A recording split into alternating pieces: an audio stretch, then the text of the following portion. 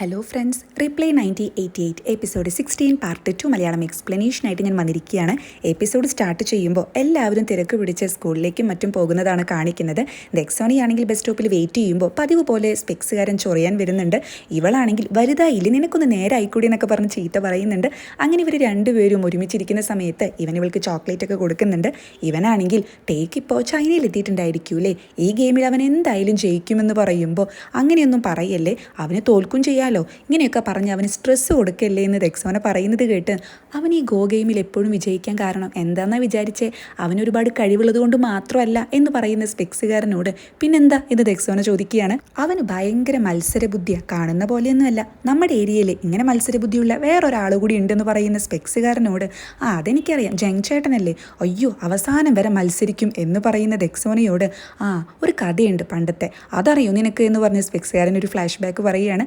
അതായത് പണ്ട് ജങ് ചേട്ടൻ ഇന്നത്തെ പോലെ ബബിൾ ഗെയിംസിലായിരുന്നില്ല, വേറൊരു ഓൺലൈൻ ഗെയിമിലായിരുന്നു നന്നായി കളിക്കുന്നുണ്ടായിരുന്നേ. എല്ലാ ദിവസവും ഗെയിം സ്റ്റോറിൽ പോയിട്ട് ഗെയിം കളിക്കുന്ന ആള് അന്ന് നൈറ്റിൽ തിരിച്ചു വരുമ്പോൾ ആ ചാർട്ടിൽ ഫസ്റ്റ് പ്രൈസ് ആളുടെ പേര് തന്നെ വെക്കാനാണ് ആൾ നോക്കിയിരുന്നത്.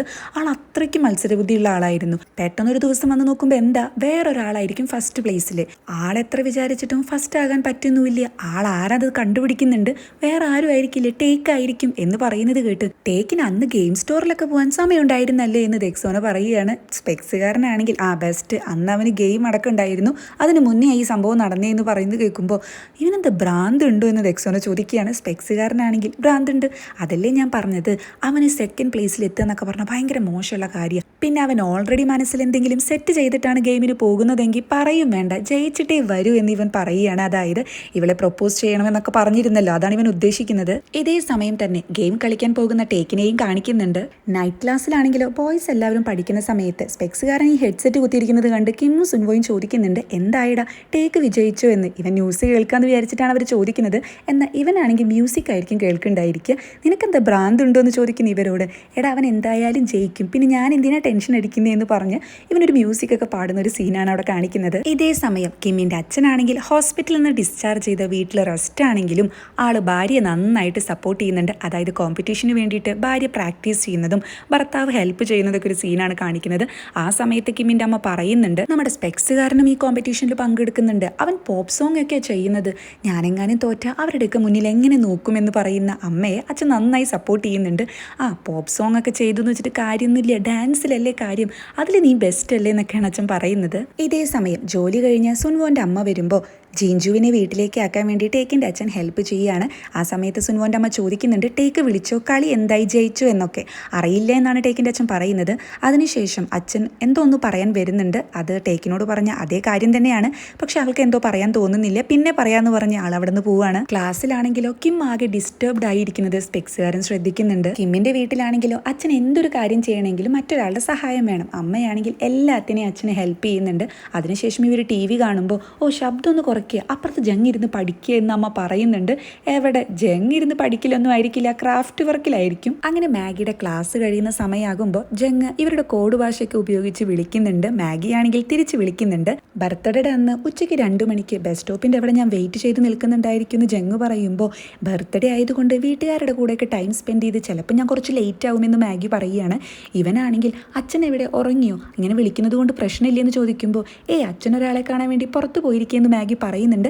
എന്നാൽ പെട്ടെന്ന് തന്നെ ആരാടി ഇത്, ആരാ ഇവൻ എന്ന് ചോദിക്കുന്ന ഒരു ശബ്ദം മറുവശത്തുനിന്ന് കേൾക്കുന്നത് കണ്ട് ജങ് ശരിക്കും പേടിക്കുകയാണ്. ജങ്ങിൻ്റെ കിളി അടക്കം പോകുന്നുണ്ട്. ഇതേ സമയം ദെക്സോൻ്റെ വീട്ടിലാണെങ്കിൽ ദെക്സോന ലാൻഡ് ഫോണിൻ്റെ മുന്നിൽ കമഴ് നടിച്ച് കിടക്കുന്നതും അച്ഛനാണെങ്കിൽ ബോറാന വന്നില്ലേ എന്ന് ചോദിക്കുമ്പോൾ ചേച്ചി ലേറ്റ് ആയിട്ട് ഇപ്പോൾ വരാറെന്നോട് പറയുന്നുണ്ട്.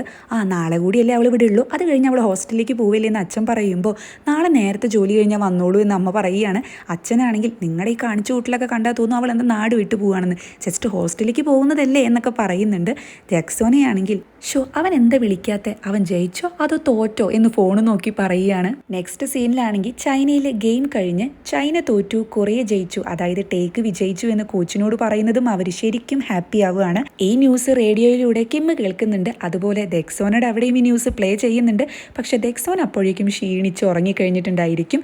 ടേക്ക് ആണെങ്കിലോ ഗെയിമൊക്കെ കഴിഞ്ഞ് വന്ന് നൈറ്റിൽ ദെക്സോനയെ ഫോണിൽ വിളിക്കുന്നുണ്ട്. അതിനുശേഷം എന്തോ പറയുന്ന പോലെ കാണിക്കുന്നുണ്ട്. മറുവശത്തുനിന്ന് ദെക്സോനയുടെ വോയിസ് ഒന്നും അവിടെ കേൾക്കുന്നില്ല. ആ സീൻ അവിടെ കട്ട് ചെയ്ത് സുൻവു ബോറാനിയെ വെയിറ്റ് ചെയ്ത് നിൽക്കുന്നതാണ് കാണിക്കുന്നത്. ബോറാനിയാണെങ്കിൽ ഈ പഠിത്തത്തിന്റെ തിരക്കിൽ ഇവന്റെ കാര്യം മറന്നു പോവുകയാണ്. പെട്ടെന്ന് തന്നെ സമയം ഒരുപാട് വൈകിയതറിഞ്ഞ് ബോറാൻ അവിടേക്ക് ഓടി ചെല്ലുന്നുണ്ട്. സോറി പറയുന്ന ഇവളോട് അത് കുഴപ്പമില്ല, ഞാൻ എത്ര വേണമെങ്കിലും വെയിറ്റ് ചെയ്യാന്ന് പറഞ്ഞതല്ലേ എന്ന് സുൻവു പറയുന്നതും പിന്നീട് ഇവർ ഹഗ് ചെയ്യുന്നതുമായിട്ടുള്ള ഒരു സീനാണ് കാണിക്കുന്നത്. ഈ ടൈമിലൊക്കെ തന്നെ കിം ഇരുന്ന് പഠിക്കുന്ന ഒരു സീനും ഇടയ്ക്ക് കാണിക്കുന്നുണ്ട്. അങ്ങനെ നെക്സ്റ്റ് ഡേ മോർണിംഗിൽ കിമ്മിന്റെ വീടാണ് കാണിക്കുന്നത്. അതായത് ഇന്നാണ് ആ മ്യൂസിക് കോമ്പറ്റീഷൻ. അച്ഛനാണെങ്കിൽ അമ്മയോട് നീ തോറ്റാലും ആകെ വിഷമിക്കൊന്നും വേണ്ട, നേരെ വീട്ടിലേക്ക് വരണേ, അറിയാലോ നീ ഇല്ലാതെ എനിക്ക് ഒന്നും ചെയ്യാൻ കഴിയില്ല എന്ന് അച്ഛൻ പറയുകയാണ്. ഞാൻ വരാമെന്നപ്പം അമ്മ പറയുന്നുണ്ട്. ആ സമയത്താണ് അവിടേക്ക് സുൻവോന്റെ അമ്മ വരുന്നത്. നമുക്ക് പോകണ്ടേ, സമയമായില്ലേ, ഇന്ന് ഞാനാണ് നിന്റെ മാനേജർ എന്ന് സുൻവോന്റെ അമ്മ പറയുന്നുണ്ട്. അമ്മയാണെങ്കിൽ എനിക്ക് കുറച്ച് മേക്കപ്പ് ഒക്കെ ചെയ്യാനുണ്ടെന്ന് പറയുന്നതും അവിടേക്ക് ഈ മുട്ടയൊക്കെ വിൽക്കുന്ന ഒരാൾ വരികയാണ്. ഇയാളുടെ കയ്യിൽ നിന്ന് ഇവർ മുട്ടയൊക്കെ വാങ്ങുന്ന സമയത്ത് സുൻവോന്റെ അമ്മ ചോദിക്കുന്നുണ്ട്, എന്താ ഈ കാസറ്റിൽ നിന്ന് ഇങ്ങനെ ശബ്ദം വരുന്നത്, ഒരു ക്ലാരിറ്റി ഇല്ലല്ലോ എന്ന്.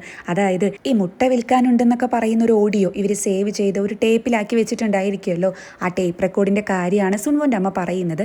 കിമ്മിന്റെ അമ്മയാണെങ്കിൽ അതിനൊരു വഴിയുണ്ട്, താൻ ആ കേസറ്റ് ഇങ്ങോട്ട് എടുത്തേന്ന് പറഞ്ഞ് ഇവരുടെ വീട്ടിൽ ഫ്രിഡ്ജിൻ്റെ ഉള്ളിൽ വെക്കുകയാണ്. അതായത് ജങ് പറഞ്ഞു കൊടുത്ത ഐഡിയയാണ്. ഒരു 15 മിനിറ്റ് അതിനുള്ളിൽ സൗണ്ടൊക്കെ നല്ല ഫ്രഷ് ആയി വരുമെന്ന് അമ്മ പറയുമ്പോൾ എന്നാൽ ഞാൻ സാധനങ്ങൾ വിറ്റിട്ട് വരാമെന്ന് പറഞ്ഞ അയാൾ അവിടെ നിന്ന് പോവുകയാണ്. അതിനുശേഷം കിമ്മിന്റെ അമ്മ ഓരോ ഡ്രസ്സ് എടുത്ത് ട്രൈ ചെയ്ത് സുൻവോന്റെ അമ്മയോട് അഭിപ്രായം ചോദിക്കുകയാണ്. ആ സമയത്താണ് അവിടേക്ക് ആ മുട്ട കച്ചവടക്കാരൻ വരുന്നത്. ഇവരാണെങ്കിൽ ടേപ്പ് ഇത് ഫ്രിഡ്ജിലിരിക്കുന്നുണ്ട്, താൻ അത് എടുത്തു എന്ന് പറയുന്നതും അയാൾ അത് എടുത്തു പോകുന്നതും കാണിക്കുന്നുണ്ട്. അങ്ങനെ പിന്നീട് കോമ്പറ്റീഷൻ നടക്കുന്ന സ്ഥലത്ത് ഇവർ വെയിറ്റ് ചെയ്യുന്നതും കിമ്മിന്റെ അമ്മയാണെങ്കിൽ നല്ല ചെത്തിയിട്ടായിരിക്കും വന്നിട്ടുണ്ടായിരിക്കുക. സുൻവോന്റെ അമ്മയാണെങ്കിൽ ടേപ്പും കെട്ടിപ്പിടിച്ചിരിക്കുന്നുണ്ട്. വരുന്നത് നമ്മുടെ സ്പെക്സുകാരനല്ലേ, അവന്റെ കഴിഞ്ഞിട്ടാ നമ്മുടെ പെർഫോമൻസ് എന്ന് സുൻവോന്റെ അമ്മ പറഞ്ഞ് അവനെ വിളിക്കുകയാണ്. എടാ നിന്റെ കോസ്റ്റ്യൂം കൊള്ളാലോ, നിന്നെ കണ്ടിട്ട് തിരിച്ചറിയുന്നില്ല എന്ന് സുൻവോന്റെ അമ്മ പറയുന്നുണ്ട്. സ്പെക്സുകാരനാണെങ്കിൽ വലിയ കാര്യത്തിൽ മ്യൂസിക് ഇങ്ങനെ പ്രാക്ടീസ് ചെയ്യുന്നതും ഇത് കാണുന്ന കിമ്മിന്റെ അമ്മയാണെങ്കിൽ വിട്ടുകൊടുക്കുന്നില്ല. അതിനുശേഷം സുൻവോന്റെ അമ്മയുടെ ഇരുവശത്തും ഇരുന്ന് രണ്ടുപേരും പ്രാക്ടീസ് ചെയ്യുന്നതാണ് കാണിക്കുന്നത്. കോമ്പറ്റീഷന് വേണ്ടി ഒരു ലേഡി വന്ന് ഓരോരുത്തരെയായി വിളിക്കുന്നുണ്ട്. സ്പെക്സുകാരനാണെങ്കിൽ പാട്ടൊക്കെ പ്രാക്ടീസ് ചെയ്യുന്നത് കണ്ട് നിന്റെ സൗണ്ട് എന്തായാലും കൊള്ളാം, നീ എന്തായാലും അടുത്ത റൗണ്ടിൽ കയറി പറ്റുമെന്ന് പറയുന്നത് കേട്ട് കിമ്മിന്റെ അമ്മയ്ക്ക് ഇച്ചിരി അസൂയ വരികയാണ്. എനിക്കറിയാം പാടാന്നുള്ള ഭാവത്തിൽ ആളവിടെ ഇരുന്ന് പാടുന്നുണ്ട്. ഇതേ സമയം ബോറാനിയാണെങ്കിലോ പെട്ടിയും കിടക്കൊക്കെ എടുത്ത് ഹോസ്റ്റലിലേക്ക് പോകാനുള്ള തിരക്കിലായിരിക്കും.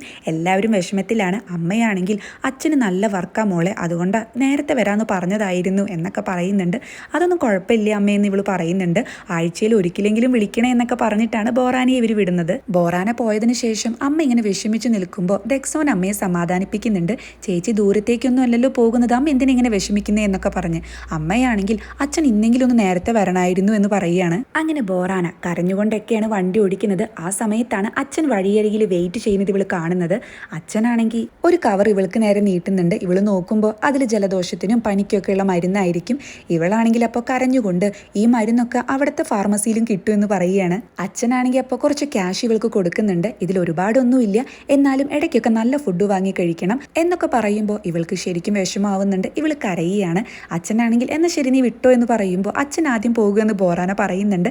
അച്ഛനാണെങ്കിൽ അപ്പോൾ ദേഷ്യത്തിൽ വേണ്ട നീ പോ എന്നൊക്കെ പറഞ്ഞ് മകളെ യാത്ര അയക്കുന്ന ഒരു സീനാണ് കാണിക്കുന്നത്.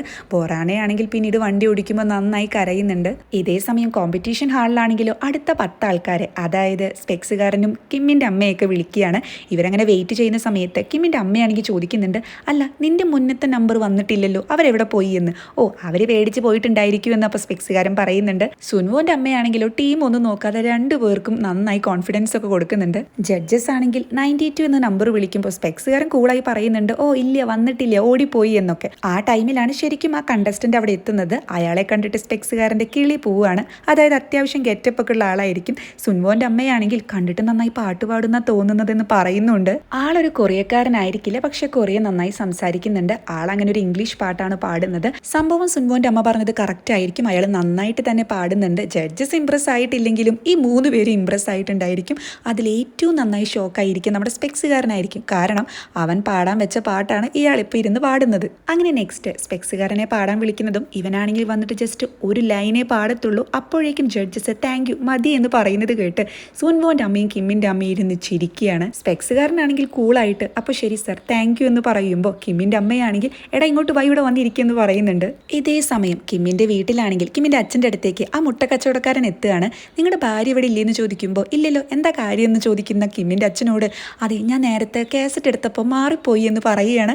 അതായത് ടെസ്റ്റ് മനസ്സിലായല്ലോ. പാവം കിമ്മിന്റെ അമ്മ ഭയങ്കര ഗെറ്റപ്പിൽ ഡാൻസ് ഒക്കെ കളിക്കാൻ വേണ്ടി റെഡിയായി നിൽക്കുന്നതും സുൻവോന്റെ അമ്മ ടേപ്പ് റെക്കോർഡ് പ്ലേ ചെയ്യുകയാണ്. കിമ്മിന്റെ അമ്മയാണെങ്കിൽ ഡാൻസ് കളിക്കുന്നുണ്ടെങ്കിൽ പാട്ടൊന്നും പുറത്തേക്ക് വരുന്നില്ല. ഇതെന്താ പാട്ട് പാട്ട് വരാത്തെന്നുള്ള രീതിയിൽ സുൻവോൻ്റെ അമ്മയാണെങ്കിൽ സൗണ്ട് കൂട്ടുന്ന സമയത്ത് മുട്ട വിൽക്കാനുണ്ട്, നല്ല ഫ്രഷ് എഗ് എന്നൊക്കെ പറയുന്നത് കേട്ട് എല്ലാവരും ഇരുന്ന് ചിരിക്കുകയാണ്. ജഡ്ജസ് ആണെങ്കിലോ അപ്പം ശരി നിങ്ങൾ ഔട്ടായി എന്ന് പറയുന്നത് കേട്ട് അയ്യോ ഞാൻ ഔട്ടായിട്ടില്ല, ഞാൻ കളിക്കട്ടെ എന്ന് ചോദിക്കുന്നുണ്ട്. ഇവരാണെങ്കിൽ ബാക്ക്ഗ്രൗണ്ട് മ്യൂസിക് ഇല്ലാണ്ട് എങ്ങനെ ഡാൻസ് കളിക്കുക എന്ന് പറയുമ്പോൾ എനിക്ക് പറ്റും, ഞാൻ പാട്ടുപാടി ഡാൻസ് കളിക്കല്ലോ എന്ന് പറഞ്ഞ് ആള് പാട്ടുപാടുകയാണ്. അത് ശരിക്കും ഭയങ്കര മോശമായിരിക്കും.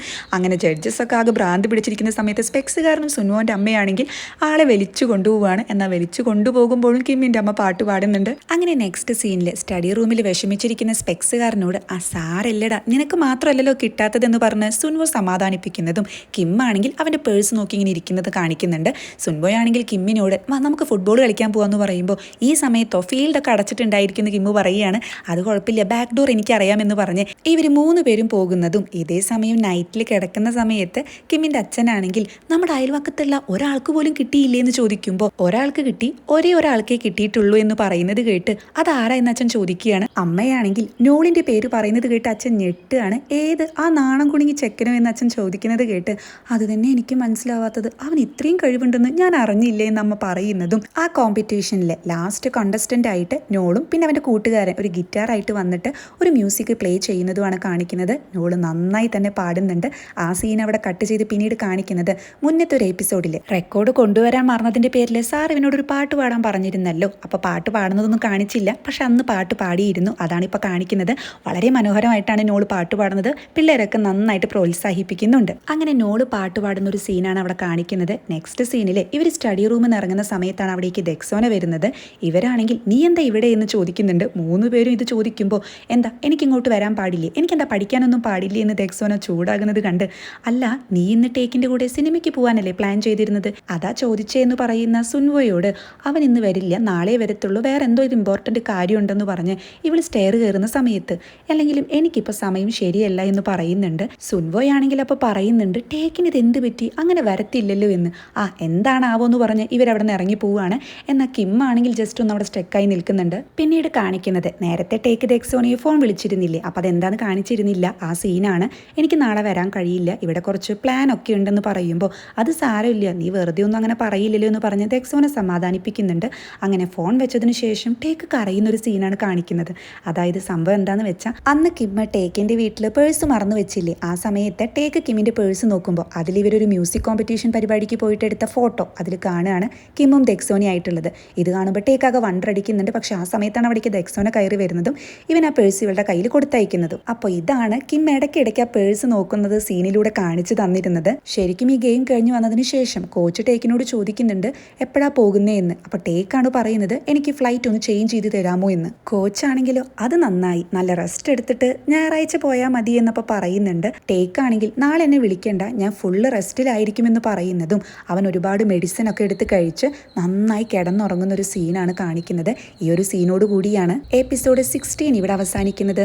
അതായത് കിമ്മ് ടേക്കിന് വേണ്ടി മാറിക്കൊടുക്കുമ്പോൾ ടേക്കാണെങ്കിൽ ഇപ്പോൾ കിമ്മിൻ്റെ മനസ്സിലുള്ളത് അറിഞ്ഞ് അവന് വേണ്ടി മാറിക്കൊടുക്കുന്നു.